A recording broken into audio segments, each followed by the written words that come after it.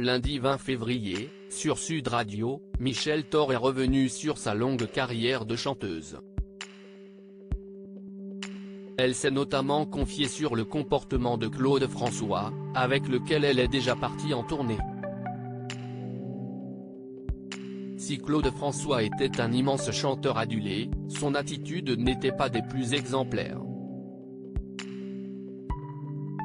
L'interprète de Comme d'habitude laisse peu de bons souvenirs aux artistes qui l'ont côtoyé. Ainsi, après avoir pris Alain Chamfort sous son aile, il se serait mis à saboter ses concerts par jalousie. Il ne supportait pas que les gens aient du succès avant lui. Comme il a fait de moi une petite vedette, ça marchait, ça le rendait fou de rage, avait expliqué l'intéressé en début de mois dans On refait la télé sur RTL. Stone, du duo Stone et Chardenne, a quant à elle récemment reproché à l'artiste disparu d'avoir été odieux avec les Claudettes, avec les filles, mais aussi d'être imbu de lui-même, toujours sur sa personne. Quant à Michel Thor, qui a fait les premières parties de Claude François, elle s'est souvenue, en janvier dans cet avou, que cette période n'était pas de tout repos. Il était perfectionniste, il était excessif, mais tout ça c'était pour son métier, pour faire mieux. Il dépassait les bornes des fois, avec les choristes, avec les musiciens, avait-elle déclaré. Claude François, pas toujours tendre envers ses musiciens ce 20 février, invité dans Les Clés d'une vie sur Sud Radio, Michel Thor a de nouveau évoqué sa collaboration avec Claude François.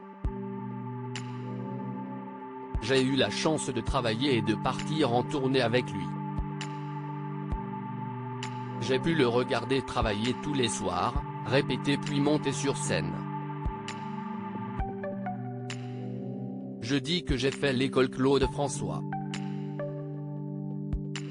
Si est à dire que je pense avoir appris des choses parce que si est un grand professionnel qui était vraiment perfectionniste, a-t-elle confié. Par ailleurs, elle n'a pas nié le comportement excessif de l'artiste. Ainsi, le journaliste lui a parlé de la rumeur prétendant qu'il se retournait parfois vers ses musiciens et ses choristes pour les insulter en plein concert, sans que le public entende. Il était aussi très coléreux, on le sait, a réagi celle qui a perdu sa mère dans un accident de voiture.